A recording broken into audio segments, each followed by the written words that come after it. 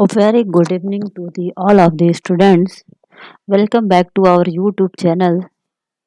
जैसा कि आप सभी को पता है कि इस समय हम जो हैं अपने YouTube चैनल्स पे design of reinforce cement concrete पढ़ रहे हैं for diploma students.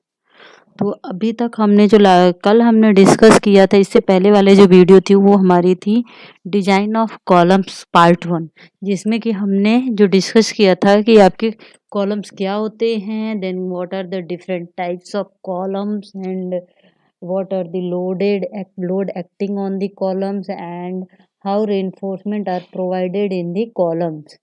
So now today we will discuss the design procedure of the compression member. तो फर्स्ट ऑफ ऑल जैसा कि आप सभी को पता है कि कॉलम जो है वो कंप्रेसर मेंबर होता है, और अगर हमारी किसी भी बिल्डिंग्स में कॉलम फेल होती है तो आपकी जो स्ट्रक्चर है वो कोलैप्स हो जाती है। तो जो भी कोलैप्स की जो घटना आपकी घटित होती है किसी भी स्ट्रक्चर में, वो हमारी due to the compression members होती है। तो सबसे पहले तो डिजाइन करने से पहले हम कुछ एजम्पशंस लेके चलते हैं। एजम्पशंस को मान के ही हम डिजाइन को स्टार्ट करते हैं। तो कॉलम्स की जब हम डिजाइन स्टडी करेंगे तो उससे पहले आपको ये सर्टेन एजम्पशंस जो दिए हुए हैं उसको हमें जानना बहुत ज़रूरी है। ये एजम्पशंस आपके आईएएस कोड में भी दिए हुए हैं। ये आपका दिया हुआ है क्लॉज नंबर 39 में, आईएएस 456/2000 में। जब आप पेज नंबर 70 ओपन करेंगे तो आपको ये लिमिट स्टेट ऑफ कोलैप्स और कंप्रेशन मेंबर, ये आपको एजम्पशंस दिए हुए हैं।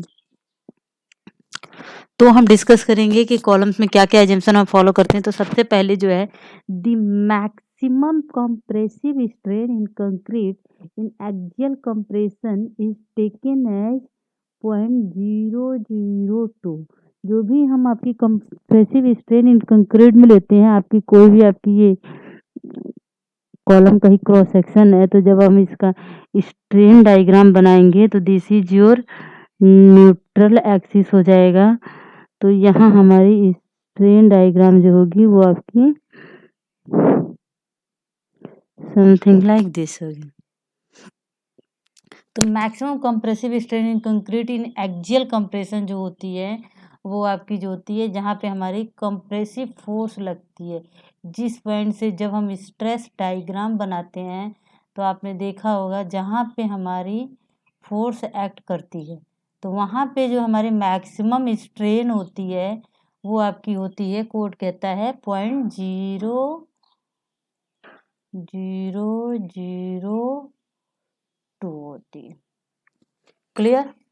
नाउ सेकेंड एजम्पशन हमारा क्या है, the maximum compressive strain at the highly compressed extreme fibre in concrete subjected to axial compression and bending and when there is no tension on the section shall be 0.0035 times 0 minus 0.75 times the strain at least compressed extreme fiber.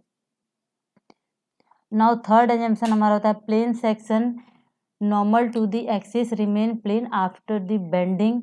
Fourth assumption है जी आपकी maximum strain in concrete at the outermost compressive fibre is taken at 0.0035। यहाँ पे जो हम maximum strain लेते हैं outer most top fibre पे, वो आपकी होती है 0.0035। नेक्स्ट आपका होता है the relationship between the compressive strain distribution in concrete and in the strain in concrete may be assumed to be rectangular, trapezoidal, parabolic या any other shape।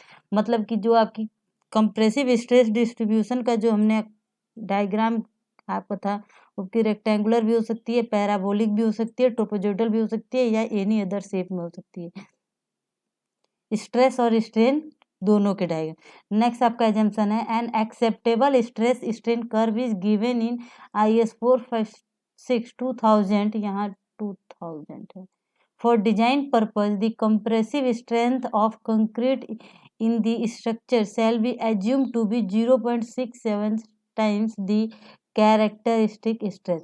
तो यहाँ जो आपने जब स्ट्रेस हम डायग्राम बनाते हैं तो जो हम स्ट्रेस डायग्राम में आपका ये 0.45 FCK लिखा था, वो आपकी होती है ये 0.67 टाइम्स ऑफ 0.67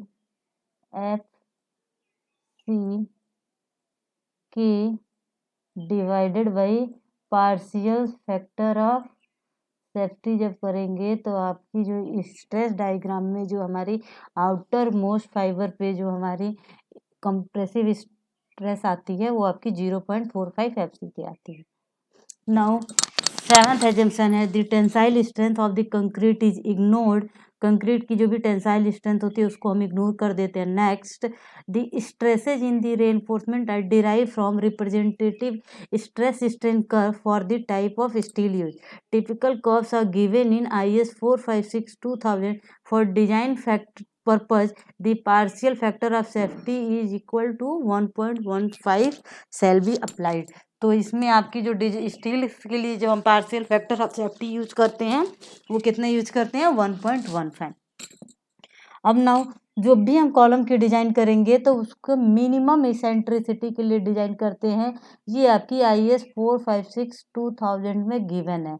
यहाँ जब आप आएंगे IS कोड में तो यहाँ देखिए क्लॉज नंबर 39.2 कह रहा है minimum all members in compression shall be designed for the minimum eccentricity in accordance with 25.4 where calculated eccentricity is larger the minimum eccentricity should be ignored.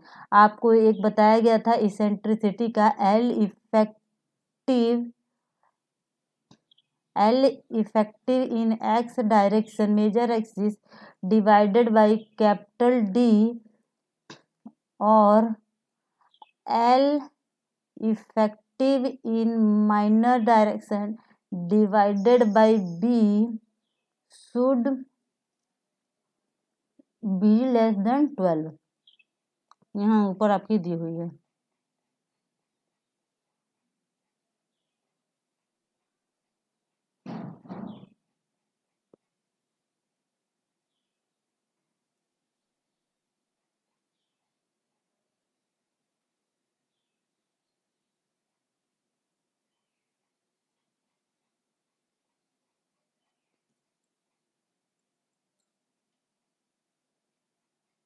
Sorry minimum eccentricity का आपका ये दिया हुआ है।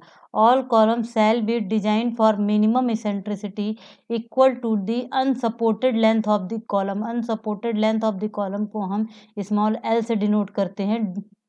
Length of the column by 500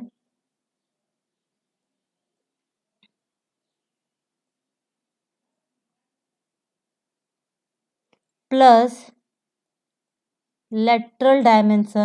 lateral dimension is your B or D divided by 30 subjected to a minimum of 20। ये आपकी should not be less than 20 mm। ये हमारी मिनिमम इसेंट्रिसिटी होती है, इसको हम बोलते हैं E minimum eccentricity equal to unsupported length by 500 plus B और डी डिवाइडेड बाई 30।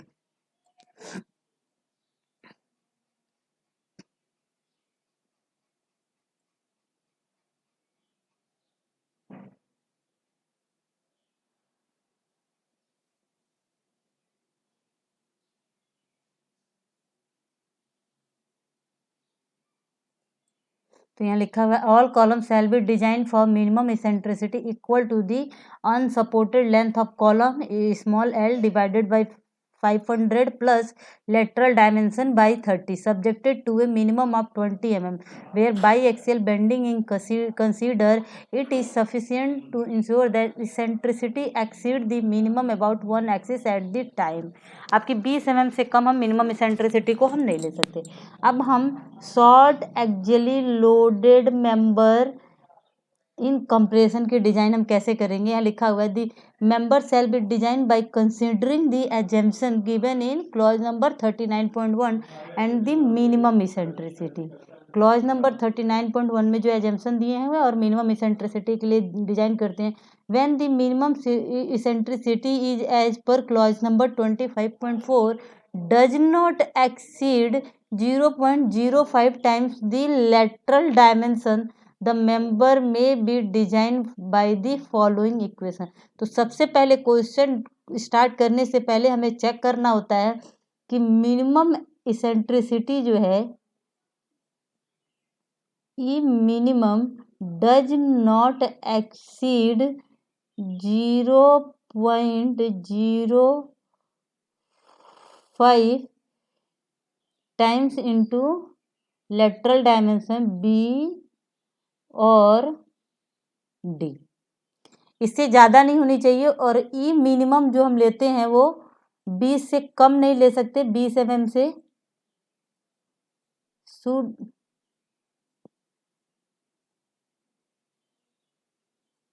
ये आपकी जो होनी चाहिए not less than 20 mm, not less than.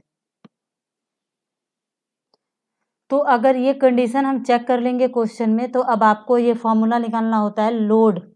आपकी जो एक्चुअली लोडेड कॉलम है उस पर आपकी कितना लोड लग रहा है, तो उसका फॉर्मूला आपकी होती है, ये फॉर्मूला आपका कोर्स में दिया हुआ है, कोई आपका ये वाला फॉर्मूला यहाँ ये जो भी लिखा हुआ है सब जहाँ से मैं पढ़ा रही हूँ वो आपकी पूरी कोर्स में दी हुई है।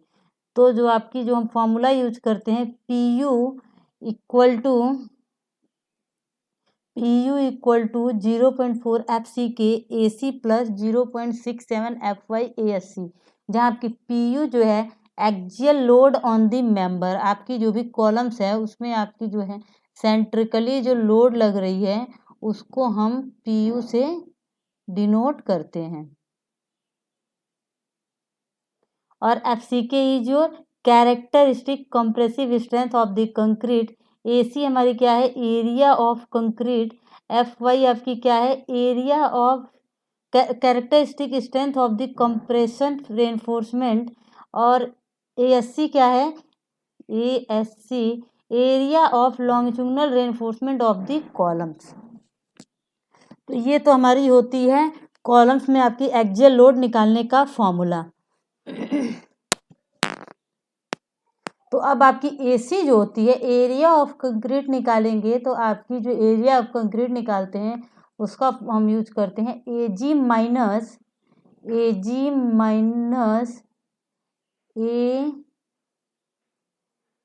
ASC, जहाँ AG आपकी जो है ग्रॉस एरिया ऑफ कॉलम है, कॉलम की ग्रॉस एरिया, या क्योंकि चूंकि ये अगर ये कोई कॉलम है तो इसके अंदर रेनफोर्समेंट भी होगा, तो हमें केवल कंक्रीट की एरिया चाहिए। तो कंक्रीट की एरिया के लिए हम क्या करेंगे, कॉलम की ग्रॉस एरिया में से जो भी हम कंक्रीट के अंदर स्टील प्रोवाइड किए उसको माइनस कर देंगे, तो आपकी ये निकल के आ जाएगी AC। क्योंकि हमेशा क्वेश्चन में ऑलवेज आपका जो है मैक्सिमम टाइम्स हमारी कॉलम्स की साइज दी रहती है, इट मीन्स आपकी ग्रॉस डायमेंशन दिया रहता है। तो ग्रॉस डायमेंशन से आपको यहाँ फॉर्मूले में AC यूज करना है, तो हमें ग्रॉस एरिया माइनस AST कर देंगे, तो आपकी area of concrete used in the column निकल के आ जाएगा। अब यहाँ compression member with helical reinforcement, ये जो फॉर्मूला जो है ये फॉर्मूला आपका अप्लाई होगा when you will provide only the tie bars, जब हम टाई बार प्रोवाइड करते हैं। जब हम हेलिकल रेनफोर्समेंट प्रोवाइड करते हैं, हेलिकल रेनफोर्समेंट हमको प्रोवाइड करते हैं सर्कुलर कॉलम्स में प्रोवाइड करते हैं। तो the strength of compression members with helical reinforcement satisfying the requirements of IS 456 shall be taken as 1.05 times the strength of similar member with lateral tie. तो जो भी आपकी लेटरल टाई से जो हमारी स्ट्रेंथ आती है, हेलिकल रेनफोर्समेंट से आपकी जो स्ट्रेंथ आएगी आपकी 1.05 टाइम्स आपकी ज़्यादा होगी। इट मीन्स आपकी अगर हेलिकल रेनफोर्समेंट से हमें रेनफोर्समेंट निकालना है PU, तो आपकी जो होगी अगर हेलिकल रेनफोर्समेंट प्रोवाइड कर रहे हैं तो उसमें हम जो भी हमारी स्ट्रेंथ आएगी कॉलम्स की लोड आएगी उसको हम 1.5 टाइम मल्टीप्लाई कर देंगे तो ये आपका हो जाएगा when the column is provided with helical reinforcement. अब now the ratio of the volume of helical reinforcement to the volume of core shall not be less than, जब हेलिकल रेनफोर्समेंट के लिए डिजाइन करते हैं तो आपकी ये एक फॉर्मूला यूज करते हैं, VHS by VC should not be volume of helical reinforcement divided by volume of concrete should be greater than 0.36 bracket में AG gross area of concrete upon area of concrete -1 bracket close FCK by FY. FCK is characteristic strength of the concrete divided by yield strength of steel. यहाँ पूरा उसका जो भी notation हम use किए हैं वो दिया हुआ है। AG आपकी gross area of the section है, AC area of the core of helical reinforcement column measure to the outside diameter of the helix, FCK characteristic strength of the concrete, FY आपकी characteristic strength of helical reinforcement but not exceeding 415 newton per mm square. ये सारी चीज़ें जो हैं आपकी यहाँ दी हुई हैं। जब यहाँ ये आपका ये पूरा पढ़ाया compression member with helical reinforcements, तो हम क्या करें, the ratio of volume of helical reinforcement उसको हम VHR से डिनोट किए हैं, to the volume of core इसको हम VC से डिनोट किए हैं, shall not be less than 0.36 AG upon AC। तो ये आपका यहाँ पूरा फॉर्मूला गिवन है, तो आपको इतना इसके लिए वरी होने की ज़रूरत नहीं है। अब member subjected to combined axial load and uniaxial, this is your beyond your syllabus. So इसको इतना हमें अब स्टडी करने की ज़रूरत नहीं है क्योंकि आपके सिलेबस में केवल एक्सियली लोडेड कॉलम है। तो एक्सियली लोडेड कॉलम है तो हम केवल एक्सियली लोडेड कॉलम्स पे अब प्रॉब्लम्स डिस्कस करेंगे कि उसको हम सॉल्व कैसे करते हैं क्वेश्चंस को।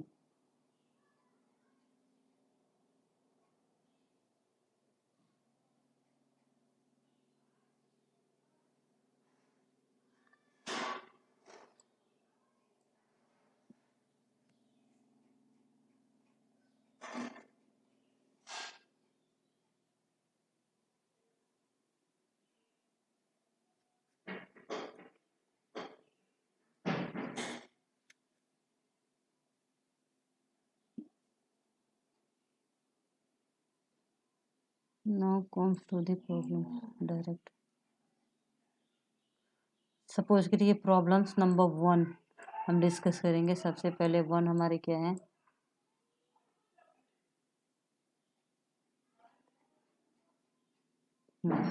आपका दिया हुआ question, determine the load carrying capacity of A column of size. अब यहाँ कॉलम्स की साइज हमारी दी हुई है, ये आपकी B है और ये हमारी D है कॉलम की। इतना mm reinforce with 6 rod of 20 mm diameter, that is 6 number और 20 mm 5। The grade of concrete and steel are M20 and Fe 415। Assume that the column is short column है। तो FCK आपकी 20 Newton per mm square हो गई, FY हमारी 415 newton per mm square हो गई। अब एरिया ऑफ स्टील निकाल लेंगे। 6 रेनफोर्समेंट प्रोवाइड कर रहे हैं, 6 इंटू डायमीटर आपकी 20 है तो 6 इंटू पाई बाई 4 इंटू 20 का स्क्वायर, तो ये हमारी आ जाएगी 1884 mm का स्क्वायर। अब परसेंटेज ऑफ स्टील का फॉर्मूला आपका क्या होता है, 100 AST अपॉन BD। तो यहाँ AST की जगह ASC लिखे हैं, तो ये आपकी आ गई 1.57%। चूँकि मैंने बताया था कि percentage, minimum percentage of steel जो है हम 0.6% और मैक्सिमम परसेंटेज ऑफ स्टील जो हम यूज करते हैं वो आपकी 8% यूज कर सकते हैं, इसी के बीच में हम यूज करते हैं। तो अब आपकी एरिया ऑफ कंक्रीट निकालनी है। तो एरिया ऑफ कंक्रीट अभी जो अर्लियर मैंने आपको बताया, AC equal to AG minus ASC, gross area minus area of steel. Gross area of column आपकी हो जाएगी 3B इंटू D माइनस आपकी ASC, तो ये हमारी हो गई एरिया ऑफ कंक्रीट। अब ultimate load carrying capacity of column निकालना है, तो अल्टीमेट लोड कैरिंग कैपेसिटी, यहाँ आपको केवल लोड कैरिंग कैपेसिटी निकालना है, ध्यान दीजिएगा। और यहाँ ये हम निकाल रहे हैं अल्टीमेट, PU मतलब अल्टीमेट। तो ये फॉर्मूला जो था 0.4 FCK AC plus 0.67 FY ASC। अब यहाँ पे आपकी सारी वैल्यू नोन है, तो 0.4 इंटू एफ सी के 20 इंटू ए एस सी की वैल्यू पुट कर देंगे प्लस 0.67 इंटू एफ वाई 415 और ए एस सी की वैल्यू। तो यहाँ से हमारी जो पी यू आ जाएगी वो आपकी 1468.8 किलो न्यूटन आ जाएगी। और चूंकि आपको सेफ लोड कैरिंग कैपेसिटी निकालना है, केवल आपको क्वेश्चन में जो बोला है वो पी निकालने के लिए बोला है, तो पी निकालने के लिए हम क्या करेंगे, फैक्टर ऑफ सेफ्टी जो हम यूज करेंगे उससे हम डिवाइड कर देंगे। तो यहाँ आपकी 1.5 से हमने डिवाइड कर दिया, तो ये आपका आंसर हो गया 979.2 किलो न्यूटन आंसर। देखिए कितना सिंपल सा, कॉलम्स के क्वेश्चन जो होते हैं अगर आपको आता है कॉलम्स डिजाइन करना तो बहुत ही आसान होते हैं।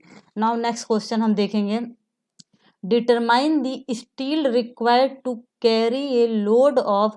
अब यहाँ देखिए, यहाँ लोड दे दिया, पी की वैल्यू दे दी है on A rectangular column of size आपकी कॉलम की 300 इंटू 400 mm है, ग्रेड ऑफ कंक्रीट आपकी M20 और 415 है। Assume that column is short column के लिए डिजाइन करना है आपको अगेन।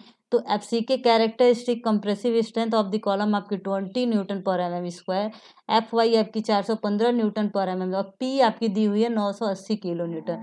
आपको क्या निकालनी है, एरिया ऑफ स्टील मतलब एएससी निकालनी है। तो एरिया ऑफ कंक्रीट निकालने का आपका क्या था, AC equal to AG minus ASC. तो यहाँ से आपकी एएससी अननोन है। अब ultimate load carried by the column, ये पी यू इक्वल टू आपका फॉर्मूला क्या होता है, 0.4 F C K into A C plus 0.67 F Y into A S C.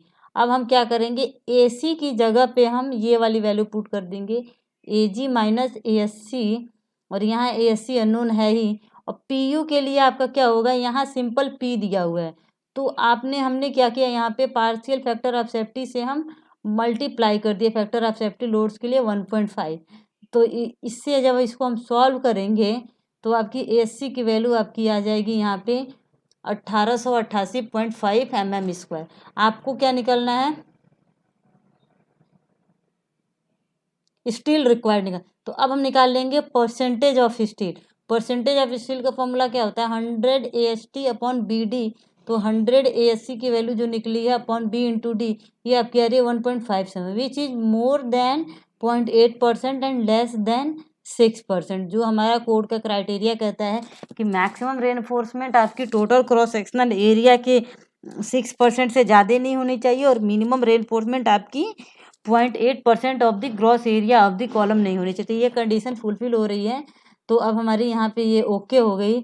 अब हम क्या करेंगे, रेनफोर्समेंट की डायमीटर एज्यूम कर लेंगे, तो नंबर ऑफ बार्स आपकी यहाँ से निकल जाएगी। नंबर ऑफ बार्स क्या होता है, एन इक्वल टू एक रेनफोर्समेंट की एरिया अपॉन आपकी टोटल एएससी जो आई है। तो यहाँ से हमारी नंबर ऑफ बार्स 6 आ गई। तो यहाँ पे हमारा क्वेश्चन हो गया 6 बार्स विथ 20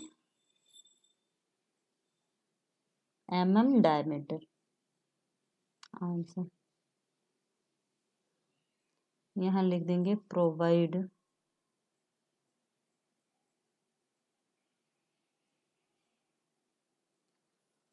अब आपका ये रेक्टेंगुलर का हमने स्टडी कर लिया। अब एक हम सर्कुलर कॉलम का देख रहे हैं, सर्कुलर या स्क्वायर कॉलम।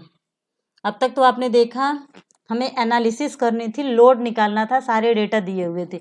अब आपकी डिजाइन की प्रॉब्लम है। डिजाइन की प्रॉब्लम में देखिए थर्ड क्वेश्चन क्या है, डिजाइन ए स्क्वायर या सर्कुलर कॉलम।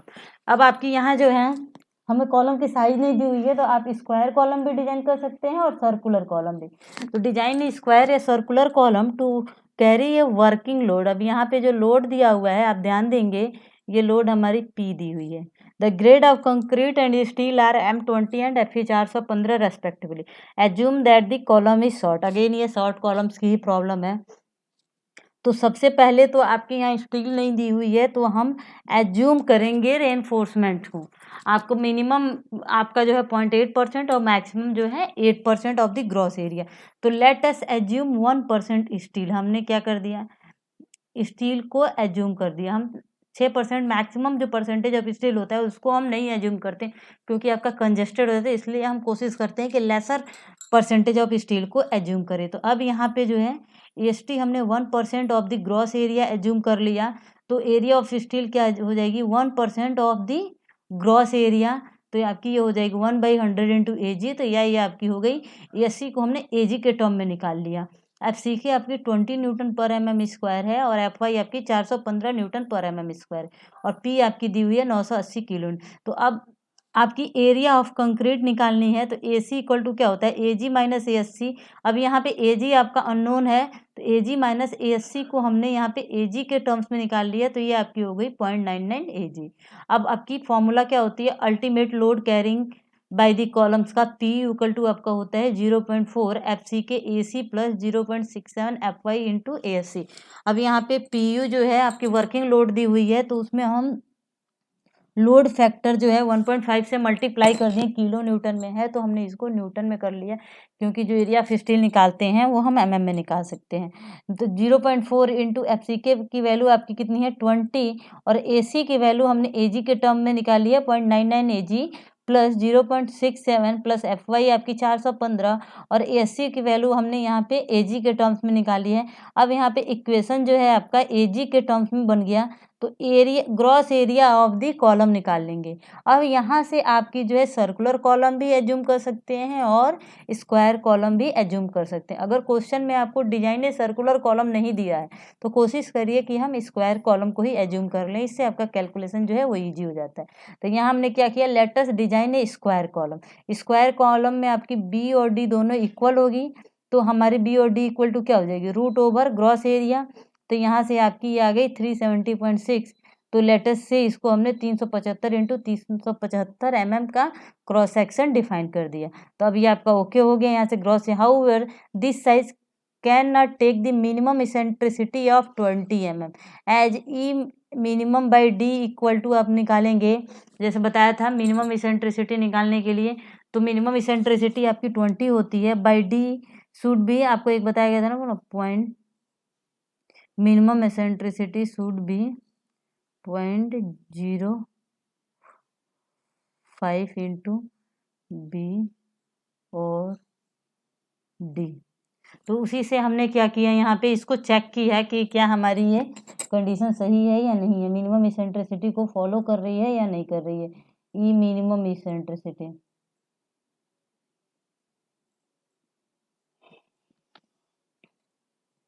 यहाँ देखिए मिनिमम इसेंट्रिसिटी यहाँ दिया हुआ है, ये does not exceed, minimum eccentricity आपकी इससे ज़्यादा नहीं होनी चाहिए, और मिनिमम इसेंट्रिसिटी हमारी कितनी होती है, मिनिमम हम 20 mm लेते हैं, तो यहाँ लिखा है ना minimum eccentricity of 20 mm E minimum by D निकाल के देखेंगे, मिनिमम हमारी 20 होती है और डी की वैल्यू हमने यहाँ 375 ली है, तो ये हमारी जो है 0.0053 आ रही है, और ये कह रहा है कि 0.005 से ज़्यादा नहीं होनी चाहिए, ज़्यादा आ रही है। तो the restrict the minimum eccentricity to 20 mm, the required size is इतना, तो हमें 20 mm से ज़्यादा नहीं लेना है, तो इसलिए आपकी मिनिमम इससे, तो हम क्या करेंगे, कॉलम्स की जो साइज आई थी उसको हम इंक्रीज कर देंगे। अब एरिया ऑफ स्टील रिक्वायर्ड निकालेंगे, आपकी ये कितनी हो गई, एजी की वैल्यू हमारी चेंज हो जाएगी 400 इंटू 400 से आप कर लेंगे। अब provide 4 bars of 20 mm diameter, तो स्टील प्रोवाइडेड आपकी निकल के आ जाएगी AS C. Actual percentage of steel अब निकाल लेंगे 100 AST अपन BD, तो यहाँ से आपकी हो गई 0.95 which is more than the 0.8% and less than the 6%। तो हमारा जो है यहाँ पे जो हमने स्टील का परसेंटेज स्टार्टिंग में एज्यूम किया था वो भी ओके है। अब हम इसको डिजाइन ऑफ ट्रांसवर्स स्टील के लिए डिजाइन करेंगे। तो अब डाया और टाई बार जो होता है वो कोड्स में आपको अर्लियर बताया गया था ट्रांसवर्स स्टील के लिए, वो आपकी 1/4 times of diameter of main steel, main steel की जो भी डायमीटर है उसके हम 1/4 टाइम्स ले लेते हैं। तो मेन स्टील की डायमीटर हमने कितनी एज्यूम की है 22 mm, तो ये हम क्या करेंगे 22/4, तो ये आपकी 5.5 mm आ रही है, तो इसको हम 6 mm ले लेंगे ग्रेटर वैल्यू को। तो हमने यहाँ पे ट्रांसवर्स स्टील में हमने 6 mm डायमीटर प्रोवाइड कर दी। अब स्पेसिंग बोलता क्या है, should be less than 300 mm या should be less then 16 times of the main बार या साइज ऑफ द कॉलम, तो आपकी 400 mm। तो इसमें आपकी इन तीनों में से विच एवर इज मिनिमम जो होता है उसको हम स्पेसिंग ले लेते हैं। तो यहाँ 300 mm centre to centre spacing है। तो ये तो हमारा कॉलम हो गया जब हम उसको स्क्वायर कॉलम्स के अकॉर्डिंग सॉल्व करते हैं। अब नाउ उसी क्वेश्चन को हम डिजाइन ऑफ सर्कुलर कॉलम से कैसे सॉल्व करेंगे, तो यहाँ तक तो आपका सेम है, बस ये जो पोर्शन है ये सब पोर्शन आपका चेंज हो जाएगा। अब देखिए यहाँ क्या करेंगे, अब एरिया ऑफ आपकी ग्रॉस एरिया आपके कॉलम में कितनी आई थी, अब चूंकि हमने सर्कुलर कॉलम एज्यूम किया है तो pi into D square by 4 equal to gross area, यहाँ से आपकी डी की वैल्यू है 418.2, तो उसको हम 420 mm ले रहे हैं। तो this satisfied the minimum eccentricity of 20 mm, तो ये उसको सेटिस्फाइड कर रही है। तो also provide 7 bars of 16 mm, तो यहाँ से हमारी निकल के आ जाएगी टोटल एरिया ऑफ स्टील कितनी हम प्रोवाइड कर रहे हैं कॉलम में, ए एस। अब design of transverse steel, again dia of जो टाई बार लेते हैं 1/4 ऑफ मेन स्टील लेते हैं, तो ये आपकी हो गई 16/4, तो 4 mm, तो लेकिन 6 mm से कम हम ले ही नहीं सकते हैं, तो provide 6 mm, spacing should be less than 300 mm, या 16 into dia of main bar 256 mm, या आपकी साइज ऑफ द कॉलम, तो ये आपकी 420 mm, तो यहाँ से हम मिनिमम स्पेसिंग कितनी ले लिए 250 mm सेंटर टू सेंटर।